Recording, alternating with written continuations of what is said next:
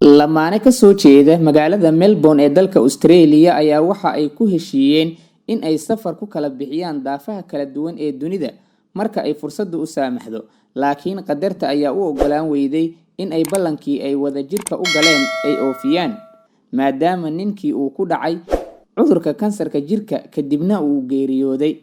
Paul Bjork markii uu galay daaweyn badan oo jirkiisa daciifisay ayuu geeriyooday, laakiin inta uusan dhimanin ayuu xaaskiisa Michelle kula dardaarmay in ay dhamaystirto arrinkii ay ku wada ballameen oo ay rumayso riyadooda oo ahayd inay dunida wada jir ku soo wada maraan.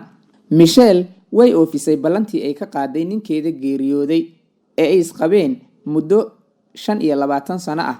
Waxa ay samaysay baakado kartoonaad ah ay u ekaysiisay qof oo ay surtay sawirka ninkeedii dhintay. Waxa ayna gashay safar ay ku kala bixinayso daafaha kala duwan ee dunida.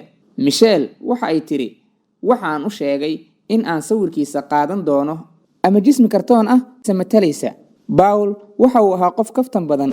Boorsooyinkayga ayaan xirxirtay, waxaana sii qaatay kartoonka aan ninkayga u ekaysiiyey oo aan iga harin safarka aan ku kala bixiyay daafaha kala duwan ee dunida. Haweeneydan ayaa ilaa iyo hadda waxa u suura gashay in ay booqato qasriga boqortooyada dalka Ingiriiska ee Buckingham, gudaha dalka Ingiriiska, New York, Scotland iyo Ireland. Michelle waxa ka go'an in sawirka ninkeeda ay u qaadato Hong Kong. Cimrigeeda intiisa badan waxa ay la qaadatay Paul, haddana ma doonayso inay wax ka bedesho nolosheeda. Dalmar Cabduqaadir